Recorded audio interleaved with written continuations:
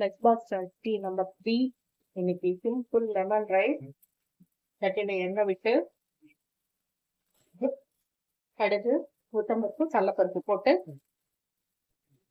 செவந்ததும் வறுத்த நிலக்கடலை போட்டுட்டு நீளமா நறுக்கின பூண்டு,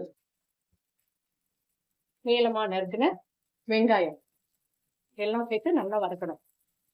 வெங்காயம் நல்லா வதங்கினதும் ஒரு காஞ்ச மிளகாய், ஒரு பச்சை மிளகாய், கருவேப்பிலை, கொஞ்சம் மஞ்சள் தூள் போட்டு ஒரு பரட்டிட்டு அடுப்பை நிறுத்திடணும். ஆறுனதும் லெமன் ஜூஸ், சால்ட்டு,